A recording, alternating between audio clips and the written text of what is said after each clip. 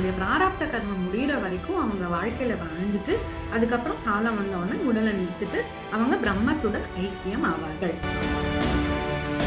தசரத மகாராஜா கிட்ட கேட்கிறாரு, இந்த மாதிரி நான் போயிட்டு வரட்டுமா அப்படின்னு. தசரத மகாராஜாவும் வசிஷ்டர் கிட்ட பர்மிஷன் கேட்டுட்டு சரி நீ போய் வாப்பா அப்படின்னு சொல்லி அனுப்புறாரு. இந்த ராட்சசர்கள் அதை அழிக்கணும்னு பாக்குறாங்க. அப்ப அதை வெல்லறதுக்கு எனக்கு ராமனை என்னோட அனுப்பிச்சு வைங்க அப்படின்னு சொல்லி கேக்குறாங்க. மனிதர்கள் பிறப்பதே இறப்பதற்கு தானா? அப்ப சாக போறோம் அப்படின்னா அதுக்கு எதுக்காக நான் இவ்வளவு கஷ்டப்படணும்?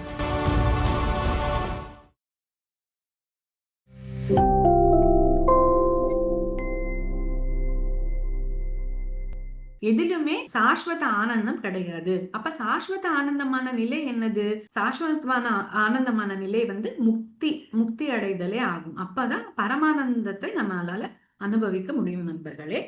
நெருப்பில் வறுக்கப்பட்ட விதையானது எப்படி மறுபடியும் முளைக்காதோ அப்படி தூய வாசனை மட்டும் உடையவர்க்கு மறுபிறவி கிடையாது. தூய வாசனை மட்டும் இருக்குன்னா அவங்களுக்கு பிறவி எடுக்க வேண்டிய அவசியம் இல்லை.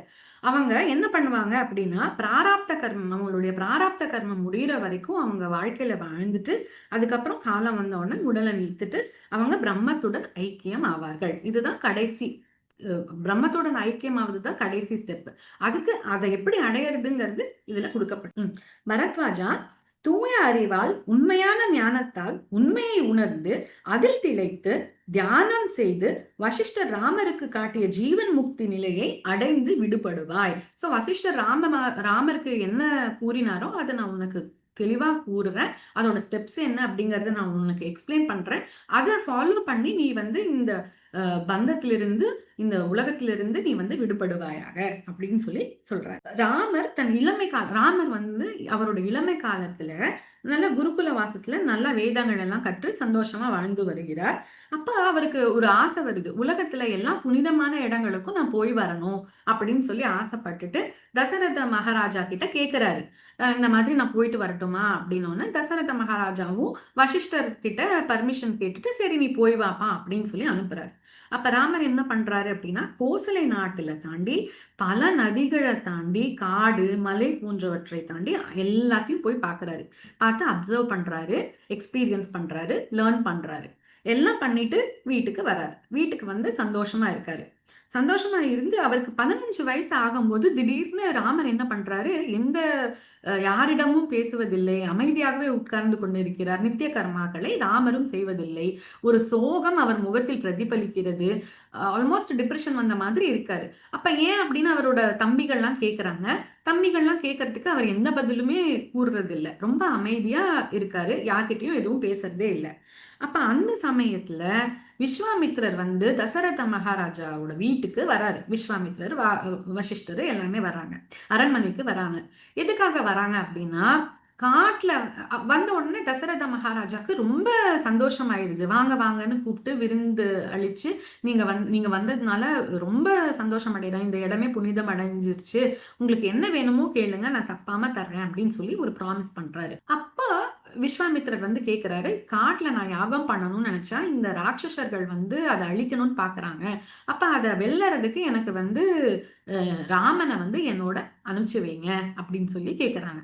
அதுக்கு தசரத மகாராஜாக்கா சங்கடமாகுது. எப்படி 15 வயசுதான் ஆயிருக்கு, அந்த பையனை நான் எப்படி அனுப்ப முடியும்? அது மட்டும் இல்லாம இப்ப பயங்கர சோர்வான மனநிலையில அவர் நித்திய கர்மாக்களை கூட செய்யறது இல்லை.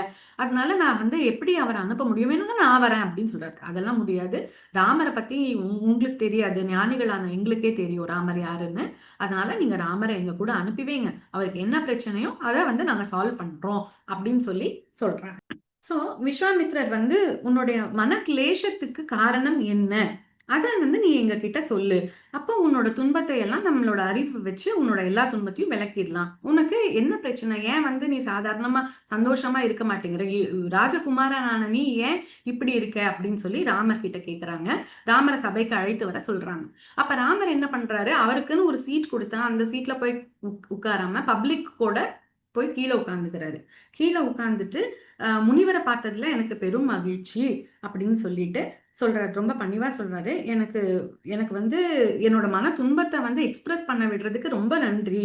எனக்கு வந்து இந்த உலக பற்றிய எண்ணம் வந்து சுத்தமா மாறிருச்சு. உலகத்தை நான் பார்த்த பார்வையே வேறா இப்ப தெரியுது. எனக்கு வந்து என்னோட மனதுல இருக்கிற எண்ணங்கள வந்து நான் கூற எனக்கு ஒரு வாய்ப்பு குடுக்குறீங்களா? அப்படின்னு கேட்கிறாரு. அதுக்கு முனிவர்களும் சரி அப்படின்னு சம்மதிக்கிறாங்க. அப்ப ராமர் வந்து உலகத்துல இருக்கிற எல்லா பிரச்சனையையும் கேட்கறாங்க. நான் அனைத்து சாஸ்திர அறிவையும் பெற்று உலகின் எல்லா புண்ணிய நதிகளிலும் நீராடி புனிதம். நான் போய் கங்கையில போய் டிப் பண்ணிட்டு வந்துட்டேன். எல்லா இடத்துலயுமே கங்கை ஸ்நானம் செஞ்சுட்டேன். எல்லாமே புனிதமான யாத்திரை பல போயிட்டேன். ஆனாலும் என் மனசுல இருக்கிற துன்பம் போகலையே. என் மனசுல இருக்கிற சந்தேகங்கள் நிவர்த்தி ஆகல. இதை நான் யார்கிட்ட கேட்கறதுன்னு கூட எனக்கு தெரியல. இந்த உலக வாழ்க்கையை பத்தி பேசுறாரு. உலக வாழ்க்கையில மனிதர்கள் வந்து பிறப்பதே இறப்பதற்கு தானா? அப்ப சாக போறோம் அப்படின்னா அதுக்கு எதுக்காக நான் வந்து இவ்ளோ கஷ்டப்படணும்? என்ன என்ன ரீசன் இருக்கு நான் கஷ்டப்படுறதுக்கு? அப்படி நான் கஷ்டப்பட்டு அடைஞ்சாலும் அந்த அடைஞ்சதுனால என்ன பயன்? நான் தான் இத விட்டுட்டு போக போறேனே. அப்ப நான் எதுக்காக கஷ்டப்படணும்? இந்த அரச பதவியினால் என்ன பயன்? எல்லாமே மனதில் உண்டான சங்கல்பத்தாலும், பந்தத்தாலும் உண்டானதுன்னு எனக்கு தோணுது. அப்படின்னு சொல்றாரு.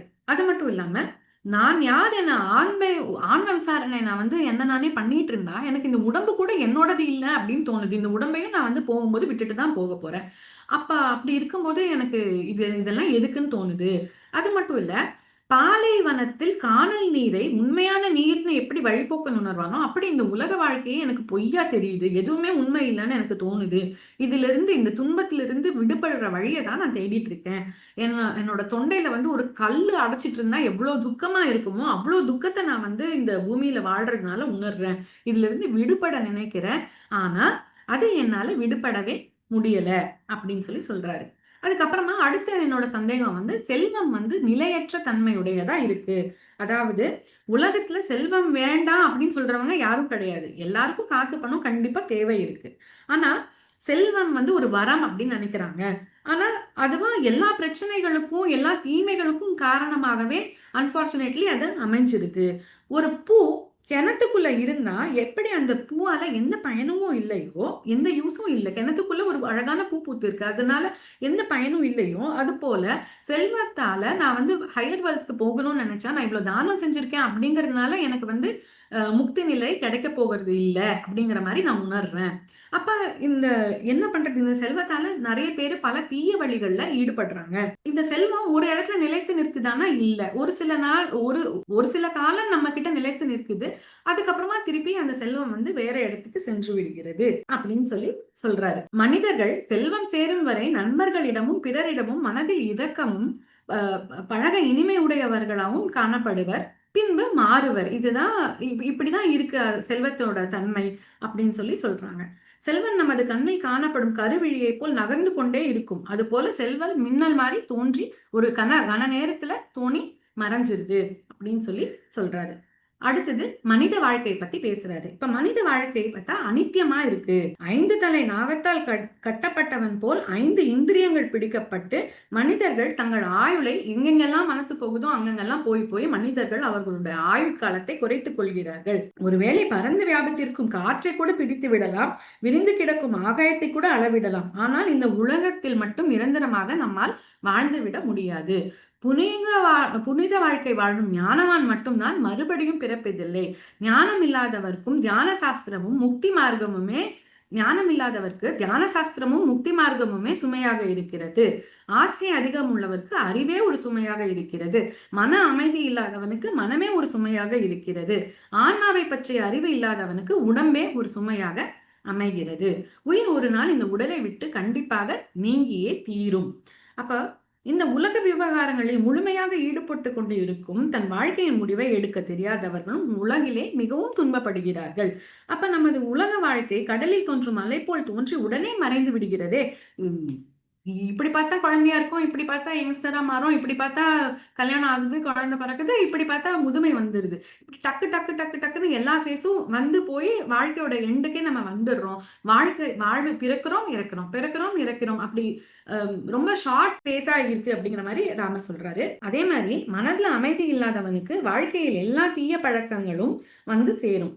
மரத்தில் எல்லா பறவைகளும் எப்படி ஒரு மரத்துல வந்து உட்காருமோ அந்த மாதிரி மனத்துல அமைதியே இல்லை அப்படின்னு சொன்னா அவனுக்கு எல்லா வியாதிகளும் வந்து அமைது கஷ்டமும் துன்பமும் நிறைந்த வாழ்க்கையா இருக்கு அப்படின்னு சொல்றாரு. அடுத்ததா அகங்காரத்தை பார்த்து நான் ரொம்ப பயப்படுறேன் அப்படின்னு சொல்றாரு. அகங்காரம் இது இது மனதின் அறியாமையால் தோன்றி எங்கும் பரவியுள்ளது. அகங்காரத்தால் நான் பொருள்களை அடைய வேண்டும் என்ற ஆசையும் உண்டாகிறது. என்னோடது, நான் எனக்கு இருக்கணும், நான் பெருசு அப்படின்னு காமிச்சுக்கிறதுக்காக தான் நம்ம பொருள்களும் நிறைய பொருள்கள் நம்ம கம்ஃபர்ட்டுக்காக நம்ம யூஸ்க்காக வாங்குறது தப்பு கிடையாது. ஆனா அகங்காரத்தோட அது வாங்குறது வந்து சரியல்ல நண்பர்களே. உண்மையான துறவு என்பது அகங்காரத்தை விடுதலே ஆகும். அகங்காரம் இருக்கும் வரை ஆசைகள் இன்னும் இன்னும் அதிகமாகும். அகங்காரத்தை நீக்குவதற்காக நான் நித்திய கர்மாக்களை விட்டுவிட்ட போதிலும் அதனால் உண்டாகும் துன்மை நீங்கவில்லை. நான் எந்த வேலையும் செய்யாம எனக்கு அகங்காரம் இல்லை, நான் தான்ப்பா இது எல்லாத்தையுமே கிரியேட் பண்ணிட்டேன், இது எல்லாமே நான் செய்யறது, நாங்கிறது போகணுங்கிறதுக்காக நான் அமைதியா ஒரு இடத்துல உட்கார்ந்தா கூட என்னால அந்த அகங்காரத்தோட துன்பத்திலிருந்து என்னால விடுபட முடியல. அப்ப இதுக்கு வேற ஏதாவது வழி இருக்கா அப்படின்னு கேக்குறாரு. அகங்காரம் நீங்குவதற்கு வேற ஏதாவது வழி இருந்தா எனக்கு சொல்லுங்க அப்படின்னு கேக்குறாரு. நான் ராஜகுமாரனான ராமன் இல்லை, எனக்கு எந்தவித ஆசையும் இல்லை, எந்த பகட்டுக்கும் ஆசை இல்லை. எனக்கு வந்து இப்ப நான் இருக்கிற சூழ்நிலைக்கு எனக்கு என் மனசுல அமைதி வேணும். என் அகங்காரத்தை விட்டாலும் உலகில் நிரந்தரமற்ற தன்மையை உணர்ந்ததாலும் கொஞ்சம் மனசு அமைதியா இருக்கேன். அப்போ கொஞ்சோண்டு அகங்காரம் போனதுக்கே எனக்கு இவ்வளவு நல்ல ரிசல்ட்ஸ் இருக்கு அப்படின்னு சொன்னா எப்பவுமே நான் உங்களை மாதிரி ஒரு அகங்காரம் இல்லாத நிலையில இருக்க வேணும் அப்படின்னு நான் ஆசைப்படுறேன் அப்படின்னு ராமர் சொல்றாரு. அடுத்ததா மனித மனம் பத்தி பேசுறாரு. மனித மனத்துல இருக்கிற பிரச்சனைய பத்தி பேசுறாரு. இந்த கட்டுப்படுத்த முடியாத மனித மனம் எப்படி காய்ந்த இலை காற்றால் அடுத்து செல்லப்படுகிறதோ அப்படி இந்த மனம் இன்பமும் துன்பமும் இன்பமும் துன்பமும் மாறி மாறி மாறி அமைக்க பெறுகிறது. ஒரு நாய் எப்படி எவ்வித குறிக்கோளும் இல்லாமல் அங்கும் இங்கும் ஓடுகிறதோ மனமும் அலைப்பாய்ந்து கொண்டே இருக்கிறது. எந்த வித விஷயமும் இல்லாம எதுக்கும் எங்கேயோ போறோம், அப்புறம் திருப்பி எங்கேயோ வரோம், திருப்பி எதையோ தேடி எங்கேயோ போறோம், அப்படி ஒரு எப்படியும் அலைஞ்சுக்கிட்டே இருக்கும். அப்படி அந்த மனசு வந்து எதையோ தேடிக்கிட்டே இருக்கு. மனித மனம் ஒருவனை ஒரு நிமிடம் உயர உயர்த்துகிறது, மறு நிமிடம் பாதாளத்தில் தள்ளுகிறது. இந்த அழிகின்ற உலகம் மனம் உள்ளவரை இருக்கும். மனம் முற்றிலுமாக அழிந்து விட்டால் உலகமும் மறைந்து விடும்னு எனக்கு தோணுது அப்படின்னு சொல்றாரு. மனித மனம் தன்னுடைய சபலத்தன்மையில் இருந்து விடுபட முடியாது. காரணம் அதன் தன்மையே அதுதான் அப்படின்னு சொல்றாங்க. எப்படி சிங்கத்தால் அதன் கூண்டுக்குள் அமைதியாக இருக்க முடியாதோ அப்படி சபலங்களால் அமைதியின்மையாலும் ஆட்கொள்ளப்பட்ட இந்த மனமானது அமைதி பெற இயலாது. எப்படி பறவை வேடனின் வலையில் சிக்கி திண்டாடுகிறதோ அப்படி மனிதன் பேராசை என்னும் நூலால் பின்னப்பட்டு அகங்காரம் என்ற வலையில் அகப்பட்டு திண்டாடி கொண்டிருக்கிறான். பதற்றம், பொறுமையின்மை என்ற நெருப்பால் மனிதன் எரிகிறான். எப்படி பறவை தன் உணவை நாடுகிறதோ அப்படி மனமும் பொருளின் மீது நாட்டம் கொள்கிறது. மனதை அடக்குவது என்பது இயலாத காரியமாகவே எமக்கு தெரிகிறது. அடுத்தபடியாக ஆசைகள் பொருள்களின் மீதுள்ள பற்று. ஆசைகளும் கோபங்களும் மனித மனதில் விளையாடி துன்பங்களை உண்டாக்குகின்றன. உலகில் ஆசைகள் தாம் முடிவில்லாத துன்பங்களுக்கு முக்கிய காரணம். கூறிய வாழ், இடியுடன் கூடிய மின்னல், நெருப்பில் இடப்பட்ட இரும்பிலிருந்து எழும் சூடு, இவற்றையெல்லாம் விட துன்பம் தர விளைக்கக்கூடியது தவறான நியாயமில்லாத ஆசைகள். ஒரு நடனமாடும் பெண் மனதில் விருப்பம் இல்லாமல் வயிற்று பிழைப்புக்காக ஆடுகிறாள் என்று வைத்துக் கொள்வோம். அப்படி ஆசைகள் நோக்கம் ஏதும் இல்லாமல் தொல்லையே தருகின்றன. அப்ப அவங்களுக்கு ஆடணுங்கிறது ஆசை இல்லை, அவங்க வயிற்று பிழைப்புக்காக ஆடிட்டு இருக்காங்கன்னா அப்ப ஆடுவது மூலமாக அவங்க ஆனந்தம் அடைவதில்லை, வயிற்று பிழைப்புக்காக ஆடுபவர்களாக இருந்தால். அப்ப அது அது எப்படி, அது சாஸ்வதமான ஆனந்தம் கிடையாதே, ஏதோ எதிர்பார்த்து நம்ம செய்யறது தானே. அப்போ எப்பவுமே ஆனந்தம் தரக்கூடியது என்ன அப்படின்னு கேட்கிறாரு. எட்டாத கனிக்கு ஆசை உண்டாகிறது, அவை கிட்டும் நேரத்தில் மறுபடியும் வேறு ஏதோ வேண்டும் என்று ஆசை வருகிறது. மனதில் உள்ள ஆசைதான் மனிதனின் வெளிப்புற தோற்றமாக காணப்படுகிறது. எப்படி சூரியனின் கிரகணங்களால் தாமரை மலர்கிறதோ அப்படி மனதில் உள்ள ஆசனைகள் அவன் செயல்களால் வெளிப்படுகின்றன அப்படின்னு சொல்றாங்க. அடுத்தது மனித உடம்ப பத்தி சொல்றாங்க. இது உடம்பு, இந்த மனித உடம்பு சதை, எலும்பு, ரத்தம், நரம்புகளால் ஆனது. இன்பத்திலும் துன்பத்திலும் மாறி மாறி கஷ்டப்படுகிறது. மனதில் சங்கற்பங்களை உண்டு பண்ணி அதனுடன் ஆசைகள் சேர்ந்து ஒரு மலை போன்று காணப்படுகிறது. இது அகங்காரத்தின் இருப்பிடம். 10 இந்திரியங்களும் மனமும் சேர்ந்து கொண்டு இருக்கிறது. இதை கொண்டுதான் நான் இந்நாட்டை ஆள வேண்டும் என்று கூறுகிறேன். இந்த உடம்ப வச்சுதான், இந்த உடம்புல இந்திரியங்களோட பாடு இருக்கு, அதுக்கப்புறமா அகங்காரம் இருக்கு, அதுக்கப்புறம் மனசு என்னவோ அடங்க மாட்டேங்குது. இதையெல்லாம் வச்சு நான் எப்படி என்ன நாடாள சொல்றீங்களே, என்னால எப்படி நாட்டை ஆள முடியும் அப்படின்னு சொல்லி சொல்றாங்க. அது மட்டும் இல்லாம யமன் குறிப்பிட்ட நேரத்தில் வந்தால் இது எல்லாமே மறைந்து விடும். எப்போ எப்போ நம்ம இறப்போம் அப்படிங்கிறது யாருக்குமே நிச்சயம் நிச்சயம் இல்லை இல்லைங்களா? வயசானாதான் இறப்போம் அப்படிங்கிறது ஜென்ரலா இருந்தா கூட எந்நேரத்துல யாரு இறப்பார்கள் அப்படிங்கிறது காலன் எந்நேரத்துல வருவான் என்பது குறிப்பிடவே முடியாது, சொல்லவே முடியாது, ப்ரிடிக்ட் பண்ணவே முடியாது. அப்புறம் அப்போ எல்லாருக்குமே ஏழை செல்வந்தர்னு எந்தவித பாகுபாடு இல்லாமல் எல்லாருக்குமே இதே நிலைதான். அப்படி தோன்றி அழியக்கூடிய இந்த உடல் உணர்ச்சியற்றதும் இல்லை, உணர்வு உள்ளதும் இல்லை, அறிவு உள்ளதும் இல்லை, அறிவு அற்றதும் இல்லை. இதில் உள்ள ஆன்மா ஒரு புதிரானது. மனித உடல் மரம் போன்றது. கைகள் கிளைகளைப் போல். ஒவ்வொரு செயலும் மரத்தின் மீது விழும் கோடாரியின் வெட்டு போன்றது. இந்த மரத்தில் ஆன்மா, புத்தி என்ற 2 பறவைகள் குடியுள்ளன. ஆன்மா தற்காலிகமாக இந்த உடலில் தங்கியுள்ளது. இதை நம்ம நல்லா புரிஞ்சுக்கணும் நண்பர்களே. ஆன்மா தற்காலிகமாக இந்த உடல்ல அனுபவங்களை பெறுவதற்காக வேண்டி நம்மளுக்கு இந்த உடலை கொடுத்திருக்காங்க. இந்த உடலை துவேஷிச்சு கூடாது. இந்த உடல் ஒரு வரப்பிரசாதம், ஒரு கஷேத்திரம், சக்தி கஷேத்திரம் மாதிரி.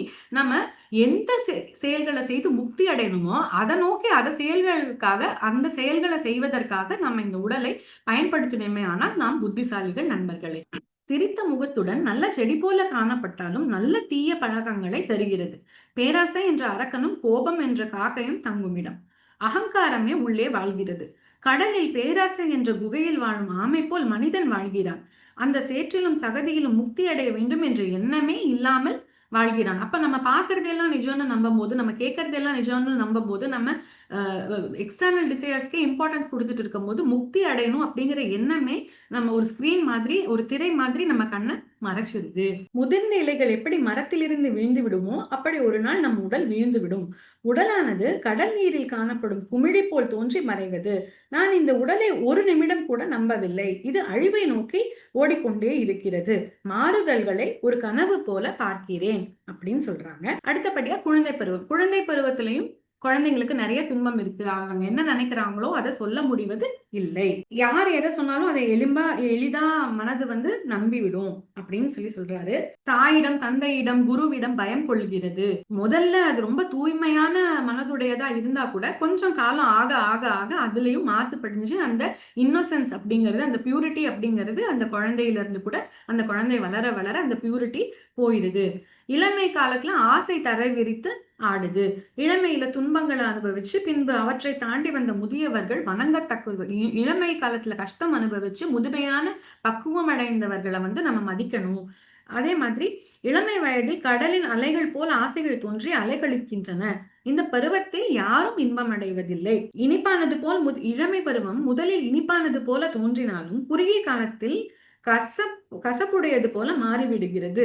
அதனால எனக்கு அதுல எந்த நாட்டமும் இல்லை. இளமை காலம் உண்மை மாதிரி தோன்றினாலும் அது பொய்யாகவே எனக்கு தோணுகிறது.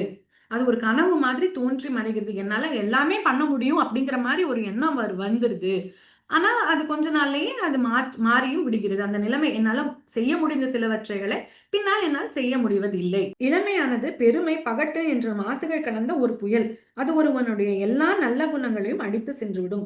குற்றங்கள் அதிகரித்து நல்ல எண்ணங்களை அழித்து விடும். அதே மாதிரி காமம் கூட நம்மள ரொம்ப படுத்துது அப்படின்னு சொல்றாங்க. இளமை காலத்துல காமம் அப்படிங்கிறது நம்ம நற்புத்திய மறைச்சிருது அப்படின்னு ஃபீல் பண்றாரு.